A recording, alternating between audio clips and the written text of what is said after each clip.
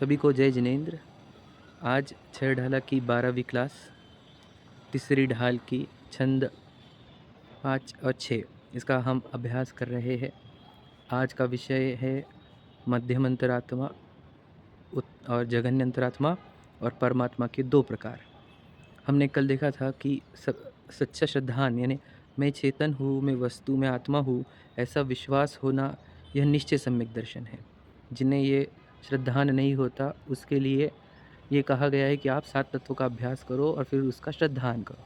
तो 7 तत्वों में पहला जीव तत्व का हमने वर्णन प्रारंभ किया है। सामान्यता से तो जीव क्या है कि जो जानने देखने वाला चेतन परमार्थ तत्व है वो जीव है।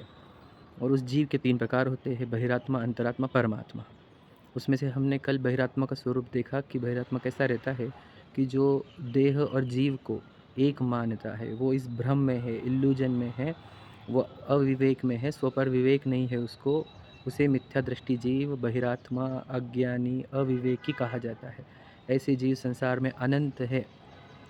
परंतु जिसे जिनेंद्र भगवान की देशना मिल जाए, उपदेश मिल जाए, जिनवानी मिल जाए, गुरुओं के वचन मिल जाए, ऐसा जीव जब ये सुनता है कि मैं इस देह के भीतर जीता जागता चेतन पदार्थ हूँ, आत्म तत्व हूँ, तो वह जीव भेद ज्ञान करने का प्रारंभ करता है। ज्ञान में विवेक जागृत करता है कि देह तो मिट्टी है, मैं चेतन परमार्थ तत्व हूँ। तो ऐसा जीव जब वो स्वयं को जान लेता है या फिर जानने का प्रयत्न करता है, उसके बाद उसे जब आत्मा का विश्वास होता है, ऐसे जीव को अंतरात्मा कहते हैं, सम्यक दृष्टि जीव कहते हैं, समकित जीव कहते हैं कि ये जीव ने सम्यक दर्शन को प्राप्त कर लिया, इसी को सम्यक दर्शन कहते हैं। फिर सम्यक दर्शन वाला जीव यानी उत्कृष्ट समकिति जीव को यानी मध्यम अंतरात्मा के 3 प्रकार कहे जाते हैं, उत्तम अंतरात्मा, मध्यम अंतरात्मा और जघन्य अंतरात्मा।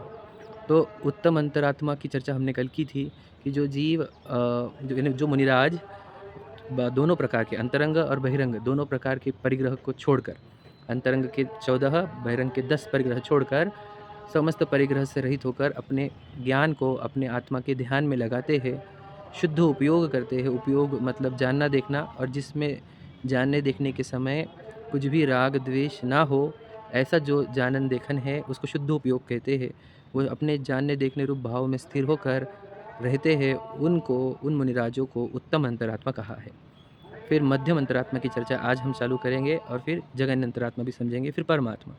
मध्यम अंतरात्मा किसे कहा कि जो सम्यक दृष्टि जीव हुआ है, अब उसे अपने राग द्वेष नाश करने हैं। वो सम्यक दृष्टि तो हो गया, परंतु उसके भी राग द्वेष चल रहे हैं, तो वो राग द्वेष का नाश करना चाहता है, पर वो पूर्णतः नाश करने की उसकी कैपेसिटी नहीं है, तो वो एक देश त्याग करता है। एक देश मतलब क्या?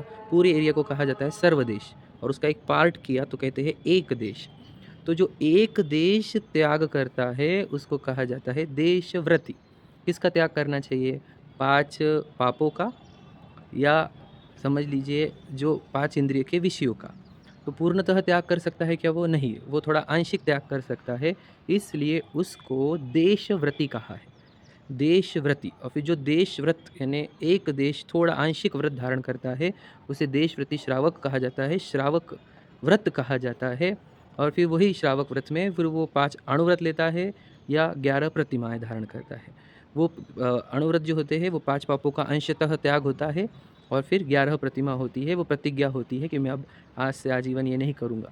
वो प्रतिमाएँ होती है, और फिर ऐसे ही ये अणुव्रत और प्रतिमा धारण करने वाला श्रावक, श्राविका, फिर आरिका, शुल्लक, एलक, ये सब मध्यम अंतरात्मा में आते हैं। और इसी के साथ कोई यदि महाव्रत धारण करे, पूर्ण राग द्वेष का नाश करने के लिए किसी ने दीक्षा धारण करी और इन 5 पापों का पूर्णतः त्याग किया, महाव्रत धारण किया, अब वो सर्वदेश त्याग हुआ है। पहले एक देश था, अब सर्वदेश। तो 5 पापों का पूर्णतः त्याग करना वो महाव्रत होता है। तो यदि कोई जीव महाव्रत धारण करता है और यदि वो अभी शुद्धोपयोग नहीं कर पा रहा, तो वो शुभ उपयोग में है, शुभ राग उसको उत्पन्न होते हैं, तो शुभ राग में उससे 28 मूल गुणों का पालन होता है, आहार विहार निहार आदि क्रिया होती है। तो इस कार्य में वो रहने वाले मुनिराज जो है उनको मध्यम अंतरात्मा कहा है। मतलब वो श्रावक पूरे व्रत वाले व्रति श्रावक प्लस ये मुनिराज जो अभी आत्म ध्यान में नहीं लग पा रहे हैं, शुभ राग में है, उनको मध्यम अंतरात्मा में रखा गया है। तो ध्यान से सुनना, मतलब मध्यम अंतरात्मा में श्रावक भी है, श्राविका है, आरिका है, शुल्लक है, एलक है, और वो मुनिराज, इतने सब मध्यम अंतरात्मा में आते हैं। ये गुणस्थान से भी कहा जाता है, लेकिन सबकी अभी इतनी कैपेसिटी नहीं है, इसलिए हम उसको सरल रख रहे हैं। फिर ये होगी मध्यम अंतरात्मा। लेकिन जघन्य अंतरात्मा क्या होता है? मतलब सबसे बेसिक लेवल का सम्यक दृष्टि जीव, जिसने अपने भ्रम का तो नाश किया, मिथ्या दर्शन का नाश किया, स्वयं को पहचान लिया कि मैं तो चेतन वस्तु हूँ, परंतु अभी उसको व्रत करना है, उसको राग द्वेष छोड़ने हैं, 5 पापों का त्याग करना है, परंतु उससे छूट नहीं रहे। क्यों? उसकी कैपेसिटी नहीं है। उसको अनादि के रोग के कारण उसे अभी 5 पाप छोड़े नहीं जा रहे, उसकी शक्ति नहीं है। उसको पता है मुझे राग द्वेष अभी हो रहे हैं, बहुत हो रहे हैं, तो वो इस राग द्वेष को छोड़ नहीं पाता, लेकिन उसकी छोड़ने की भावना है अंदर से कि मैं कब छूटूँ इससे, कब मेरा ये छूटे। ऐसी भावना वाला व्यक्ति, जिसे राग द्वेष छोड़ने हैं लेकिन छूट नहीं रहे, उसकी कैपेसिटी नहीं है, ऐसे जीव को अविरत सम्यक दृष्टि कहा है। अविरत मतलब जो अभी कोई व्रत नहीं ले पाया है। अविरत, यानी नहीं, विरत यानी विरक्ति। कोई 5 पापों से उसकी विरक्ति हुई नहीं है, और ना ही उसने 5 अणुव्रत लिए हैं, ना उसने महाव्रत लिए हैं। वो अभी घर में रहकर ही अपने अपने अंदर आत्मा का अनुभव करने का प्रयत्न करते जाता है, और उससे वो आगे बढ़ रहा है। तो ये हो गया जघन्य अंतरात्मा। तो अंतरात्मा के 3 प्रकार हमने देखे। उत्तम मतलब वो ध्यानस्थ मुनि, मध्यम में सब श्रावक श्राविकाएँ आरिकाएँ शुल्लक एलक आदि, और वो मुनिराज जो 28 गुणों के पालन में है, शुभ राग में है वो, और तीसरे में आ गए हैं वो सम्यक दृष्टि जो घर में रहता है वो, और उसके कोई व्रत भी नहीं है, लेकिन इसको इससे भी इतना श्रद्धान हो गया है कि मैं चेतन तत्व हूँ और मुझे राग द्वेष का नाश करना है, ऐसा विश्वास होने वाले कोई सम्यक दृष्टि कहा जाता है। अविरत सम्यक दृष्टि ये जघन्य अंतरात्मा है। तो आगे लिखा है कि ये तीनों शिवमगचारी है, अर्थात ये तीनों के तीनों मोक्ष मार्गी है, ऐसा क्लियर कहा है, तीनों शिवमगचारी। तो हमारे को तो ये समझ में आता है कि मुनिराज मोक्ष मार्गी है ना। मुनि आरिका श्रावक श्राविका मतलब वो भी लग जाते हैं कि वे मोक्ष मार्गी है, शुल्लक एलक ये सब मोक्ष मार्गी है। परंतु ये अविरत सम्यक दृष्टि जो है वो हमारे को मोक्ष मार्गी नहीं लगता, क्योंकि वो अभी तो उसने कोई व्रत भी लिए नहीं है और कोई त्याग भी दिख नहीं रहा है ना। अभी तो उसके नॉर्मल व्यक्ति जैसा ही बिहेवियर दिखता है, पर उसके अंतरंग में हुआ है, उसने स्वयं को चेतन स्वीकारा है और राग द्वेष का अभाव करना चाहता है, लेकिन कर नहीं पा रहा, तो बाहर से नहीं दिखता। लेकिन उसको भी, इसका एग्जाम्पल भरत जी का है। ये बहुत प्रसिद्ध दृष्टांत है ये, कि भरत जी का जीवन देखकर सब लोग यही बोल रहे थे कि हमने तो सुना आप सम्यक दृष्टि हो, परंतु आप तो इतनी 96,000 रानियाँ हैं, 18 करोड़ घोड़े हैं, 84 लाख हाथी है, 6 खंड को जीतने को जा रहे हो, चक्रवर्ती हो, तो आप तो मोक्ष मार्गी दिखते नहीं हो हमारे को, आप कैसे मोक्ष मार्गी हो? तो उन्होंने फिर वो दिया था, मतलब एक व्यक्ति को बोला कि ये ले, ये दिया, इसमें तेल भर दिया है पूरा, और अब तू ये नगरी की चक्कर मार, और अगर एक बूंद भी तेल गिरा तो पीछे से सैनिक आ रहे हैं, वो तेरा गला काट देंगे। तो फिर उसको पूरे नगरी को घुमाया, और फिर उसको आए बात पूछा कि बता नगरी कैसी लगी? तो वो बोलते हैं कि और मुझे नगरी दिखी ही नहीं, क्योंकि मेरा पूरा ध्यान इस दिए पे था, क्योंकि एक बूंद गिर जाए तो मेरा गला कट जाता था। तो बोले जब तुझे डर था कि तेरा बूंद गिरने पर तेरा गला कट सकता है, तो तुझे नगरी नहीं दिखी। वैसे ही हमें हर क्षण लगता है कि मेरा मनुष्य भाव नष्ट हो रहा है, ख़त्म हो रहा है, मुझे जल्दी से दीक्षा धारण करनी है, मुझे राग द्वेष का नाश करना है। हमें भी डर रहता है, तो हमारे कोई वैभव नहीं दिखता, हमें कोई धन परिवार नहीं दिखता, हम भी ये छोड़ना चाहते हैं। तो भरत जी एक एग्ज़ाम्पल है, ऐसे बहुत सारे एग्ज़ाम्पल है जिनवानी में, कि जो बाहर से बिल्कुल भी व्रती नहीं थे, और फिर उन्होंने बाहर से व्रती नहीं रहने पर सबको शंका हुई कि ये सम्यक दृष्टि कैसे है, ये अंतरात्मा थोड़ी है, ये मोक्ष मार्गी नहीं, इनके जीवन में तो कोई व्रत त्याग नहीं दिख रहे हमारे को। तो फिर ऐसे जीवों को सम्यक दृष्टि मानना, मोक्ष मार्गी मानना सभी के लिए ये शंका का कार्य हो जाता है। परंतु जिनवानी ये कह रही है, चतुर्थ गुणस्थान कहा जाता है इनको, चौथा गुणस्थान, ठीक है, अभी सुन लेना बाद में। और चौथे गुणस्थान वाले व्यक्ति रहते हैं वे अब देखो वही भरत जी है जिन्होंने अंतिम में दीक्षा ली, और सिर्फ 48 मिनट्स के अंदर, दीक्षा लेने के 48 मिनट्स के अंदर उन्होंने केवल ज्ञान प्राप्त कर लिया था। सोचो, जिनके नाम से इस देश का नाम भारत पड़ा है, उन भरत चक्रवर्ती की चर्चा हम कर रहे हैं, है ना, जो ऋषभ देव के जो दीक्षा पूर्व के पुत्र थे, है ना, भगवान ऋषभ देव प्रथम तीर्थंकर के, उनके नाम से देश का नाम भारत पड़ा है, आज तक भारतवर्ष कहा जाता है इस देश को। वो भरत जी की चर्चा है कि उन्होंने दीक्षा लेने के बाद अंतर मुहूर्त में 48 मिनट में उन्होंने केवल ज्ञान प्रकट कर लिया था। तो ये 3 प्रकार के अंतरात्मा होते हैं, है ना। फिर यहाँ तो समझ में आ गया, उत्तम मध्यम जघन्य, तीनों मोक्ष मार्गी है। अब परमात्मा की बात करते हैं। परमात्मा मतलब क्या? जिसको हम सादी भाषा में भगवान बोलते हैं, है ना। अब दुनिया के भगवान और हमारे भगवान में अंतर ये है कि हमारे भगवान कुछ करते धरते नहीं हैं।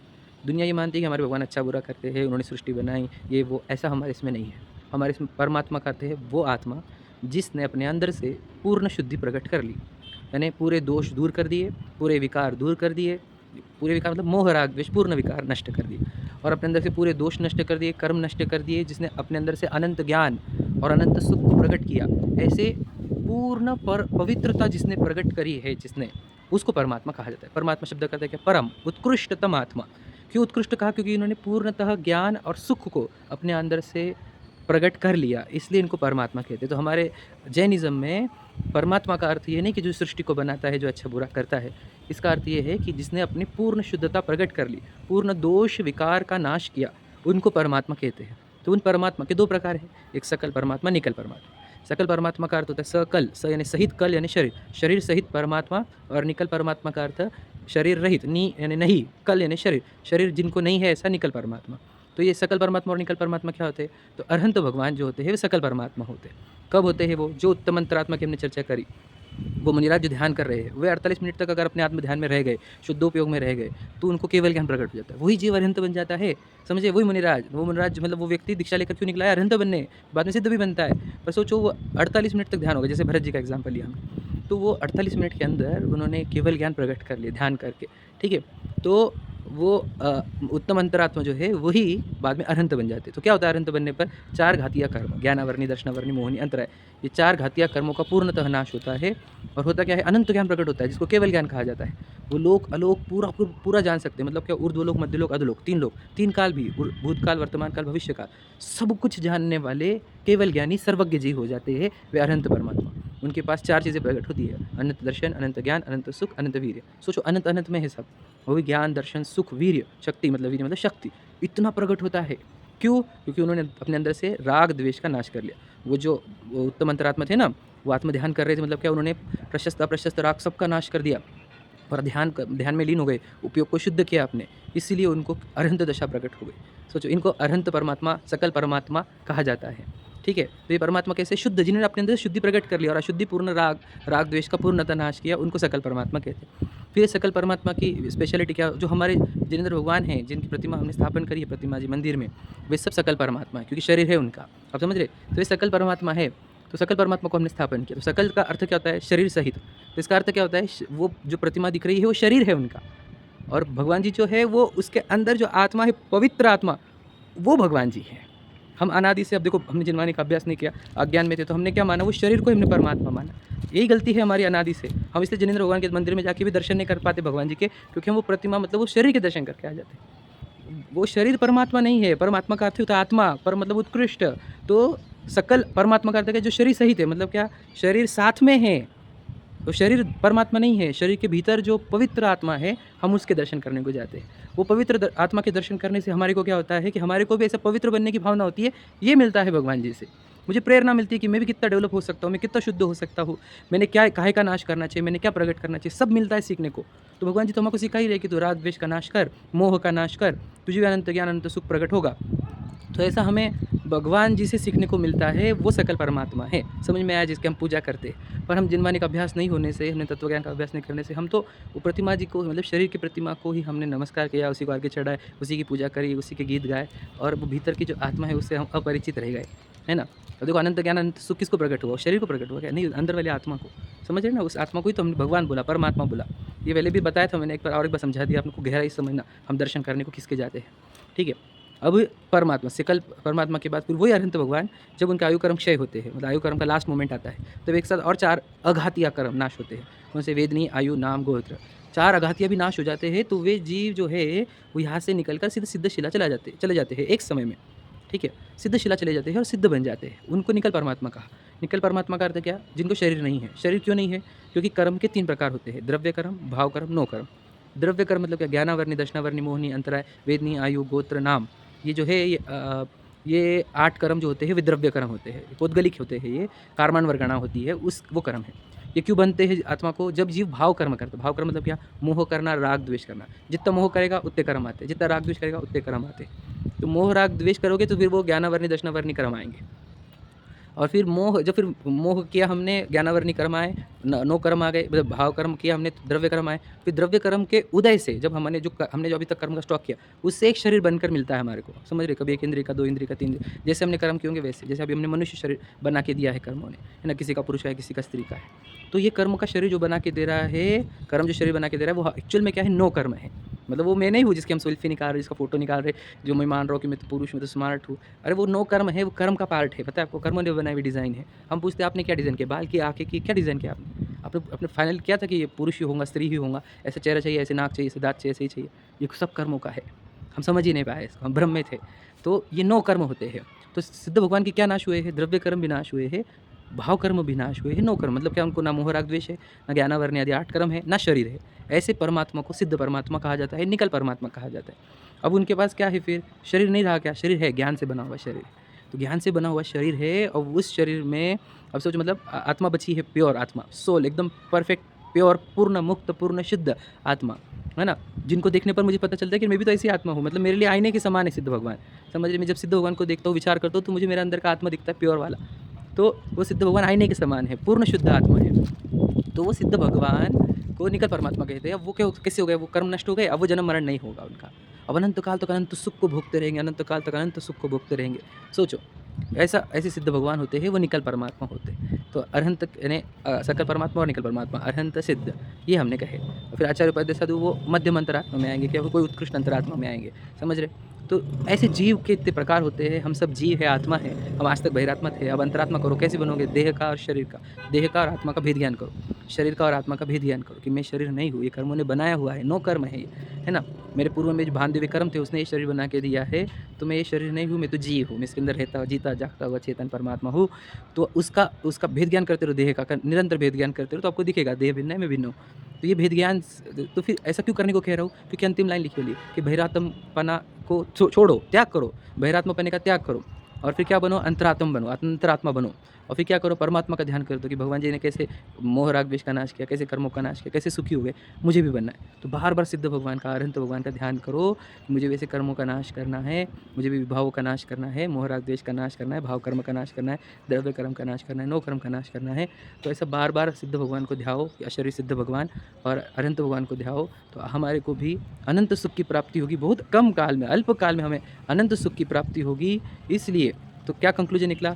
बहिरात्मापने को त्यागना है, मध्यम यानी अंतरात्मा बनना है, बाद में परमात्मा बनना है। यही उपदेश है सभी जिनवानी का, जैन धर्म का, जिनवानी का, जैन शासन का, सबका यही उद्देश्य है। हम इसको ग्रहण करें, बहिरात्मापने को छोड़े, जागे, पहचाने खुद को मैं कौन हूँ।